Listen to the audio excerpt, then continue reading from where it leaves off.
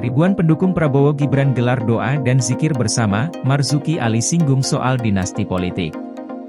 Jaringan Santri Indonesia Jawa Tengah menggelar doa syukur dan zikir akhir tahun 2023, berharap pemilu di Indonesia berjalan damai. JSI juga mendoakan supaya Ketua Pembina DPP Jaringan Santri Indonesia, Prabowo Subianto, yang berpasangan dengan Gibran Raka Buming Raka, menang di Pilpres mendatang.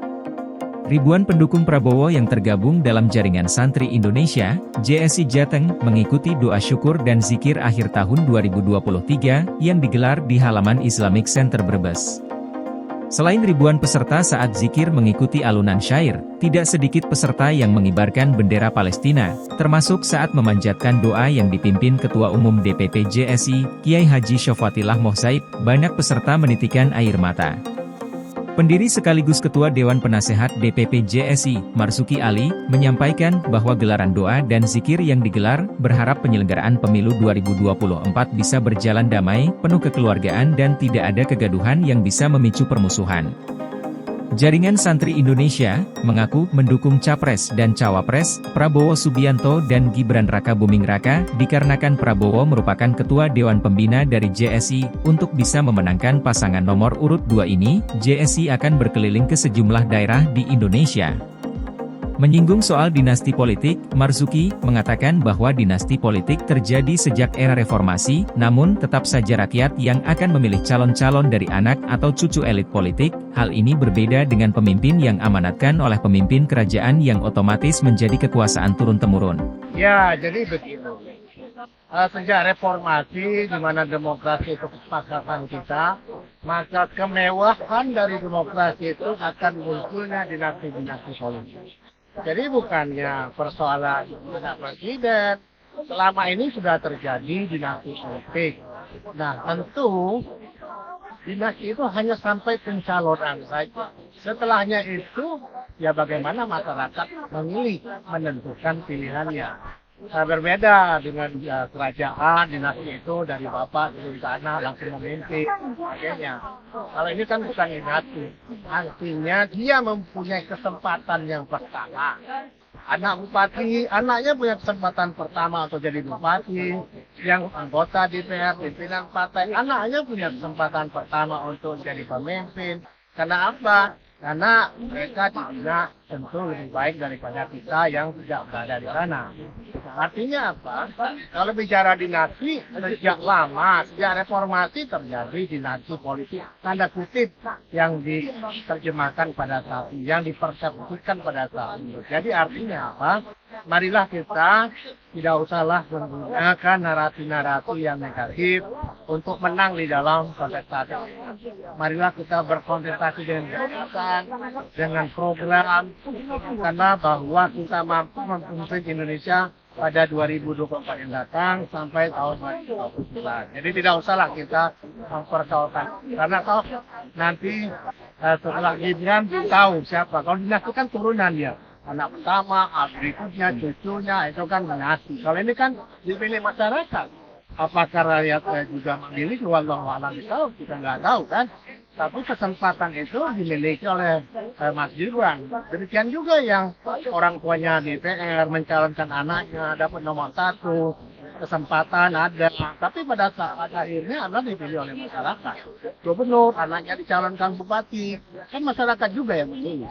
Jadi itu kemewahan itu hanya untuk pencalonan. Tapi ini sesuatu yang harus kita lalui. Sampai suatu waktu kaderisasi di partai politik sudah baik. Kita tahu kaderisasi partai politik masih belum baik sekali. Kenapa? Nyatanya partai-partai mencalonkan orang-orang yang di luar partai politik. Harusnya kader-kader partai politik yang tampil untuk memimpin republik ini. Karena apa? Mereka sudah lalui proses pengkaderan di partai politik. Mereka sudah paham tentang politik. Mereka sudah paham bagaimana mengabdi untuk masyarakat. Dan demikian juga nanti pada saat mereka memerintah, tentu kan prosesnya tidak sangat sederhana. Karena mereka harus bermitra dengan DPR, bagaimana dia membentuk pemerintahan kalau dia tidak punya kemenangan tangan di DPR. Kan jadi persoalan. Demokrasi ini harusnya partai politik tampil mengkontestasikan figur-figurnya, bukan mengkontestasikan orang lain. Kan aneh, orang yang tidak berpartai tiba-tiba diusung menjadi calon presiden, kan menyelesaikan sesuatu yang aneh. Artinya ada kegagalan dalam kaderisasi partai politik. Nah, ini yang harus kita perbaiki ke depan. Kalau ini berhasil, saya kira apa yang terjadi selama ini tidak akan terjadi. Artinya dinasti politik itu akibat dari kegagalan mengkader partai itu mengkaderkan. Betul. Jadi partai-partai politik sendiri gagal mengkaderkan kader-kader. Itu yang terjadi. Dan sistem politik kita juga yang masih sangat otoritarian. Di mana partai itu seolah milik keluarga, partai itu milik kelompok. Tidak ada partai itu milik masyarakat sebenarnya. Kan ada istilahnya oligarki, ada istilahnya dinasti ya, keluarga, partai itu kan ada dinasti kelompok, ada dinasti elit. Partai itu kan ada dinasti elit, hanya elit saja yang bisa memimpin partai. Ada dinasti kelompok, hanya kelompok masyarakat tertentu saja yang bisa menjadi pimpinan partai. Ada dinasti keluarga, hanya keluarga saja yang bisa memimpin partai. Nah itu kan terjadi yang kita alami saat ini. Oleh karenanya, ke depan tentu hal-hal yang ingin kita perbaiki, tidak usah mempersoalkan apapun juga karena prosesnya harus kita lalui. Semuanya bertanggung jawab untuk memperbaiki partai politik agar ke depan lebih baik. Oke, terima kasih Pak Marzuki.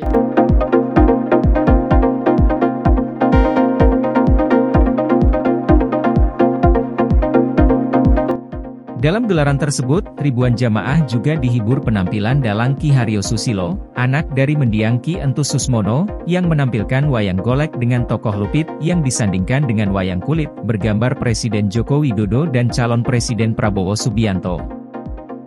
Demikian laporan ini disampaikan untuk Bentang Media. Jangan lupa subscribe, like, komen dan share video-video kami. Jangan lupa pula nyalakan tanda loncengnya untuk mendapatkan informasi terbaru dari kami lainnya.